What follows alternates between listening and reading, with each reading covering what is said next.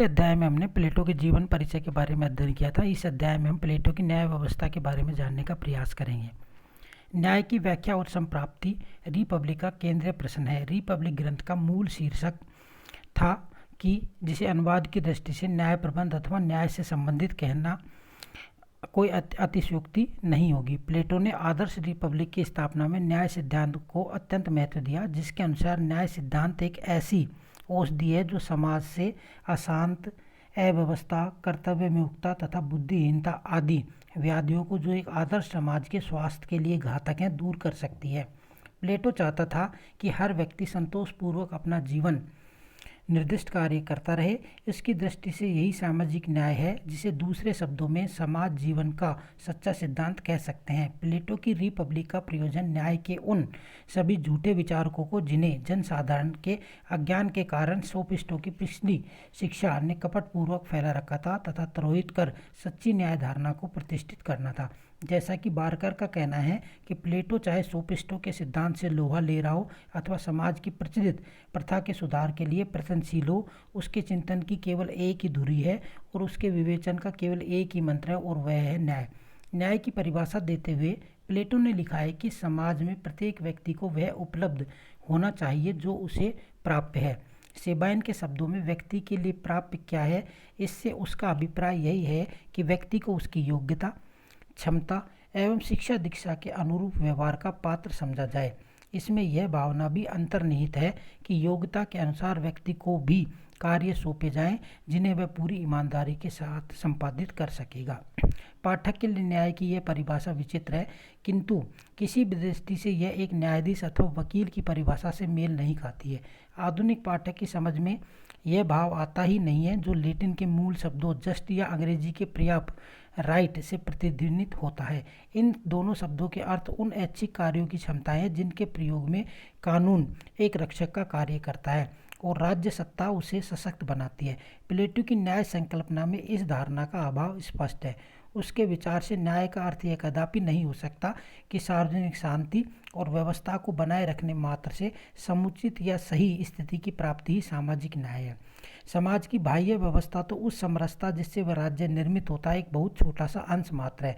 राज्य नागरिकों के लिए केवल स्वतंत्रता और जीवन रक्षा की व्यवस्था मात्र ही नहीं करता, वरन उन्हें सामाजिक अंतर संबंधों के विकास के लिए भी सभी अवसर प्रदान करता है, जो सभ्य जीवन की आवश्यकताओं और सुविधाओं की उपलब्धि के लिए पूर्व स्थितियाँ। इस प्रकार के राज्य में अधिकार भी होते हैं और कर्तव्य, लेकिन वे किसी अर्थ विशेष में व्यक्ति विशेषों को प्राप्त नहीं होते। उन्हें व्यक्तियों द्वारा निष्पादित कार्यों अथवा सेवाओं में निहित देखा जा सकता है। प्लेटो के इस विवेचन का आधार यह है कि राज्य पारस्परिक आवश्यकताओं और अंतर निर्भरताओं का आधार लेकर बना रहे। वह विश्लेषण सेवाओं पर अधिक बल देता है, शक्तियों पर नहीं। रिपब्लिक का आरंभ और अंत न्याय के वास्तविक स्वरूप की मीमांसा से होता है। अपने न्याय सिद्धांत का प्रतिपादन करने के लिए अपने पात्रों के संवादों के माध्यम से प्लेटो ने पहले तो उन मतों का खंडन किया है जिनका तत्कालीन यूनान के युग धर्म के रूप में प्रचलन था। इस तर्क युद्ध में प्लेटो अपनी समकालीन न्याय मान्यताओं का खंडन करता है। उस समय मुख्यतः न्याय की तीन अवधारणाएं प्रचलित थी। पहला है न्याय का परंपरावादी या सेफल्स का सिद्धांत, दूसरा न्याय का उग्रवादी या थ्रेसिमेक्स का सिद्धांत, और तीसरा है न्याय का व्यवहारवादी अथवा ग्लाका का सिद्धांत। पहला परंपरावादी सिद्धांत। रिपब्लिक के प्रथम अध्याय में भी सेफल्स व उसका पुत्र पोलीमार्स न्याय के ऐतिहासिक तथा परंपरावादी सिद्धांत का आशय स्थापित करने का प्रयत्न करता है। सेफल्स का मत है कि अपने वक्तव्यों और कार्यों में सच्चा होना तथा देवताओं और मनुष्य के प्रति अपने ऋण को चुकाना यही न्याय है। इस युक्ति द्वारा विवाद की बात उठाते हुए सेफल्स अपने धार्मिक कार्य करने के लिए बाहर चला जाता है और उसका पुत्र पोलीमार्स न्याय के परंपरावादी सिद्धांत का प्रतिध्वनित करता है। यूनानी परंपराओं की पवित्रता को समझते हुए कहता है कि मित्रों के साथ भलाई तथा शत्रुओं के साथ बुराई करना ही सच्चा न्याय है। न्याय एक ऐसी कला है जो मित्रों का हित और शत्रुओं का हित करने में ही देखी और पहचानी जा सकती है। प्लेटो ने सुकरात के परंपरावादी न्याय सिद्धांत का खंडन करते हुए इस सिद्धांत में निम्नलिखित दोष बताए हैं। पहला वह कहते हैं कि यदि न्याय भलाई और बुराई करने वाली कला है तो अन्य कलाओं की भांति यह भी दो विरोधी प्रकार के कार्य कर सकती है। डॉक्टर अपनी चिकित्सा कला से रोगी को स्वस्थ तथा स्वस्थ व्यक्ति को रोगी बना सकता है। यह उसकी अपनी इच्छा पर निर्भर करता है कि वह अपनी इस चिकित्सा कला का प्रयोग भलाई के लिए करता है अथवा बुराई के लिए। यदि न्याय को भी इसी तरह कला के रूप में लिया जाए तो उसके स्वरूप और आत्मा की हत्या हो जाएगी। ऐसा करना स्वेच्छाचारी होगा, जिसे न्याय नहीं माना जा सकता। फिर वह कहता है कि न्याय को कला मानना अनुचित है, चूँकि यह अनुभव द्वारा अर्जित नहीं किया जा सकता है। अनुभव द्वारा न्याय का अर्जन इसलिए भी संभव नहीं है कि न्याय अल्प ज्ञान का विषय न होकर बेहतर ज्ञान, ग्रेटर नॉलेज का विषय है। न्याय इसलिए भी कला नहीं है कि इसे स्वेच्छा से दो विरोधी दिशाओं में से किसी एक दिशा में प्रयोग नहीं किया जा सकता। न्याय कोई प्रविधि अथवा तकनीक भी नहीं है, यह तो व्यक्ति की आत्मा का गुण है, जिसे वह उसके मन स्वभाव द्वारा भी कहा जा सकता है। दूसरा सिद्धांत, उग्रवादी सिद्धांत। थ्रेसिमेस नामक क्रांतिकारी सोफिस्ट 5वीं शताब्दी की एक नई आलोचनात्मक विचारधारा का प्रतिनिधित्व करता है। उसकी न्याय संबंधी अवधारणा उसी के शब्दों के अनुसार निम्न प्रकार है कि विभिन्न प्रकार की सरकारें जैसे जनतंत्री, कुलीन तंत्री अथवा आतायती तंत्री ऐसे कानून बनाती है जिनका एकमात्र उद्देश्य केवल उनकी अपनी स्वार्थ सिद्धि होता है। इन कानूनों को जिनका पालन करने से अपनी प्रजा द्वारा करवाता है, वह न्याय की संज्ञा देती है, और जो व्यक्ति उनकी अवहेलना करते हैं उन्हें अन्यायी और कानून के शत्रु कहकर दंडित किया जाता है। मेरा ऐसा कहने का अर्थ केवल यही है कि सभी राज्यों में न्याय का केवल एक ही सिद्धांत और वह है सरकार का हित। चूँकि सरकार के हाथ में शक्ति होती है, इसलिए यह कहना उचित अनुचित नहीं होगा कि न्याय सर्वत्र एक ही है और वह एक सबल का हित है और शक्तिशाली का स्वार्थ है। इस परिभाषा की न्याय की इस परिभाषा की प्लेटो द्वारा दो प्रस्तावनाएं की गई हैं। पहला कहते हैं, उसने पहली बात यह रखी है कि न्याय शक्तिशाली का लाभ अथवा स्वार्थ है। इस अवधारणा के अनुसार सत्य और शक्ति एक ही बात हुई। शक्तिशाली व्यक्ति अपनी स्वार्थ पूर्ति के लिए जो कुछ भी कानून बनाता है वह न्याय बन जाता है। दूसरे शब्दों में बाहुबल उचित है। थ्रेसिमेस बतलाता है कि व्यवहार में जिसकी लाठी उसकी भैंस और राजा करे सो न्याय का सिद्धांत सदैव चलता रहा है। सभी प्रकार की शासन व्यवस्थाएं अपने अपने कानून अपने शासकों के हितों में बनाती रही हैं। शासक भी अपने स्वार्थों की रक्षा ही सबसे पहले और सदैव करते हैं। प्रजा को उनके द्वारा निर्मित कानूनों का अनुसरण करना पड़ता है। जो उनका उल्लंघन करते हैं वे अपराधी घोषित कर दिए जाते हैं और दंडित होते हैं। इस प्रकार प्रत्येक राज्य में न्याय शक्तिशाली का हित ही लगता है। शासक गण जो सबसे अधिक बलवान होते हैं और जो भी व्यवस्था देते हैं उसे न्याय कहा जाता रहा है। थ्रेसिमेस का यह सिद्धांत कुछ अर्थों में होब्स और स्पोंजा द्वारा प्रकट की गई न्याय संबंधी अवधारणाओं से बहुत कुछ मिलता जुलता है। एक सीमा तक कार्ल मार्क्स भी इसे पूंजीवादी न्याय मानने को तैयार होते हैं। थ्रेसिमेस के कथन का दूसरा निहितार्थ यह है कि अन्याय करना न्याय करने से अधिक अच्छा है। प्रत्येक व्यक्ति अपना हित चाहता है, अतः न्याय का अर्थ यदि केवल शक्तिशाली का हित माना जाए तो व्यक्ति को सुख नहीं मिल सकेगा। इसके स्थान पर जो अन्यायी होगा वह अधिक सुखी होगा। इस स्थिति में अन्याय अधिक शक्ति तथा प्रसन्नता देने वाला बन जाता है। बुद्धिमान व्यक्ति अपने हित में कार्य करेगा, दूसरों के हित में नहीं, इसलिए वह अन्याय हो जाएगा।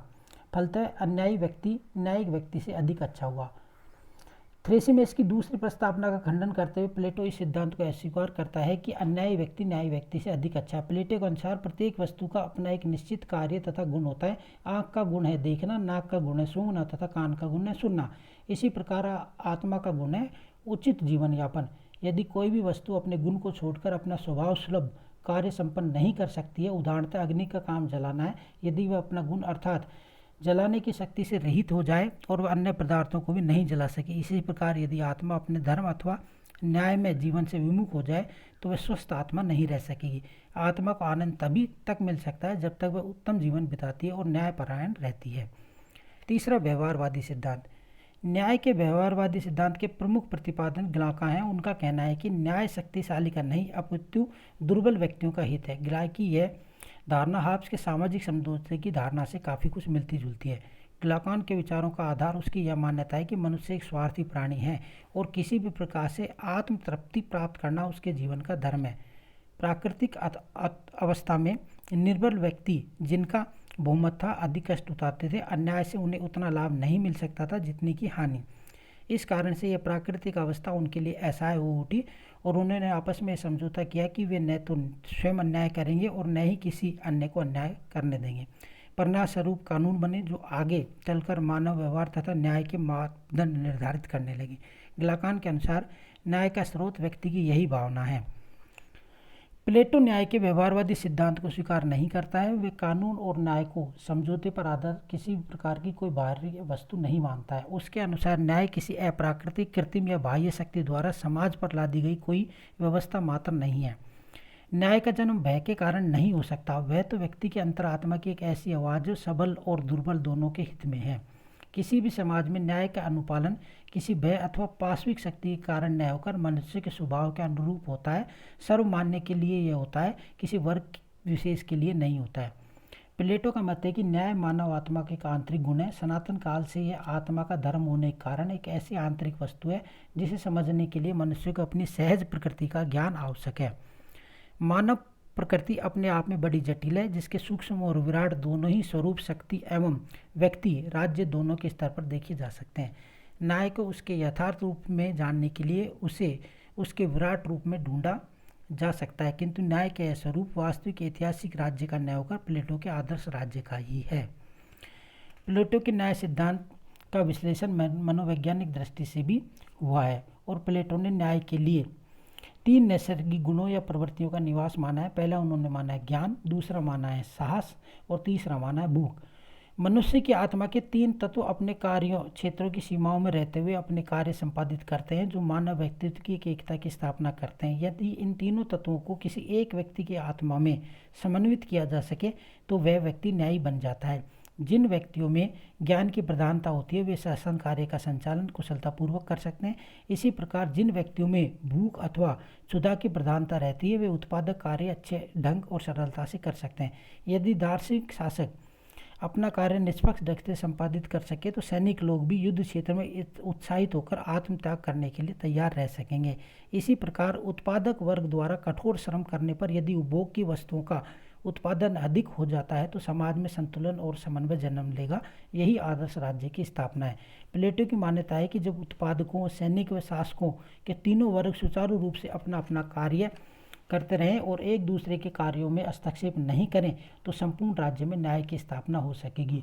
वह राज्य को व्यक्ति का विस्तार मानता है और इस कारण व्यक्तिगत न्याय और सामाजिक न्याय को 2 भिन्न भिन्न स्थितियां न मानकर एक ही स्थिति के 2 स्तर पर बतलाता है। रिपब्लिक की अवधारणा में राज्य में इसी न्याय व्यवस्था को ढूंढने का प्रयत्न किया गया है। प्लेटो की न्याय व्यवस्था की विशेषताएं। पहला, प्लेटो का न्याय बाह्य जगत की वस्तु न होकर एक आंतरिक स्थिति है। वह किसी बाह्य शक्ति द्वारा किसी पर आरोपित नहीं किया जा सकता। वह व्यक्ति की आत्मा की प्रतिनिधित्व है, जिसे आत्मा एक विशेष समन्वयात्मक गुण कहा जा सकता है। दूसरा, न्याय हस्तक्षेप के सिद्धांत से संयुक्त है। आदर्श राज्य में प्रत्येक वर्ग के कार्य निर्धारित है, जो सामाजिक न्याय प्रत्येक सदस्य से यह अपेक्षा करता है कि वह दूसरे सदस्य के कार्यों में हस्तक्षेप न करे। तीसरा, प्लेटो का सामाजिक न्याय कार्य विशेषीकरण का सिद्धांत है। मनुष्य की 3 प्रवृत्तियों ज्ञान, साहस और भूख के आधार पर प्लेटो ने समाज को शासक, सैनिक एवं उत्पादकों के 3 वर्गों में बांटा है। इन तीनों वर्गों को विशिष्ट कार्य सौंपते हुए प्लेटो चाहता था कि प्रत्येक व्यक्ति केवल अपना ही कार्य करे तथा उस कार्य विशेष में चरम सीमा की दक्षता प्राप्त करके दिखलाए। प्लेटो के आदर्श राज्य की में न्याय की स्थापना दार्शनिक शासन द्वारा की गई है। योग शासन के लिए सैनिक एवं शासक वर्ग में संपत्ति तथा नारी के साम्यवाद की व्यवस्था है, जो निस्वार्थ समाज सेवा की परिस्थिति का निर्माण कर सकें। प्लेटो का सामाजिक न्याय सामाजिक एकता का सिद्धांत है और कार्यों और गुणों के आधार पर विभाजित समाज के तीनों वर्ग भिन्न होते हुए भी सामाजिक एकता के प्रतीक है। इन व्यक्तियों और वर्गों में एकता और सामंजस्य स्थापित करना ही सामाजिक न्याय है। प्लेटो का राज्य एक नैतिक इकाई है, अतः उसका न्याय सिद्धांत भी एक नैतिक मान्यता है जो कानूनी नहीं है। प्लेटो का न्याय मानव जीवन की समग्रता को लेकर चलता है, साथ ही व्यक्ति के व्यक्तित्व के गुण और समाज की सामंजस्यपूर्ण स्थिति का दूसरा नाम है। प्लेटो के न्याय सिद्धांत की आलोचना है। प्लेटो के न्याय सिद्धांत की बौद्धिक एवं व्यवहारिक दृष्टि से निम्नलिखित आलोचनाएं की गई हैं। पहला है बारकर के मतानुसार इसका सबसे बड़ा दोष यह है कि प्लेटो को न्याय वस्तुतः न्याय नहीं है। वह मनुष्य को अपने कर्तव्यों तक सीमित करने वाली एक भावना मात्र है। यदि कोई ठोस कानून नहीं है, आज के न्याय की परिभाषा में न्याय कानून का पालन करने वाला अस्त्र है, किंतु प्लेटो का न्याय केवल एक कर्तव्य भावना है। नैतिक कर्तव्य तथा कानूनी बाध्यता को मिलाकर प्लेटो ने एक अस्पष्ट स्थिति उत्पन्न की है जो उसके न्याय को अव्यवहारिक बनाती है। प्लेटो का न्याय सिद्धांत निष्क्रिय है। प्लेटो ने बल पर व्यक्ति अधिकारों के लिए संघर्ष करता आया है, किंतु प्लेटो की रिपब्लिक में वह इतना आत्म संयमी और मर्यादित कर दिया गया है कि वह सामाजिक उत्थान की प्रक्रिया में कोई सक्रिय भूमिका निभा ही नहीं सकता है। तीसरा, प्लेटो के सामाजिक न्याय में कर्तव्यों को प्रधानता दी गई है, व्यक्ति के अधिकारों को नहीं। मूलतः उसके न्याय सिद्धांत में व्यक्ति का केवल पाक्षिक स्वरूप ही स्पष्ट हो पाया। न्याय की प्राप्ति के लिए राज्य में व्यक्ति का विलीनीकरण हो गया है, जो उसके विकास के लिए हानिप्रद है। सच्चे न्याय की अवधारणा में कर्तव्य और अधिकार दोनों का समावेश होना चाहिए। बाकी नेक्स्ट क्लास में।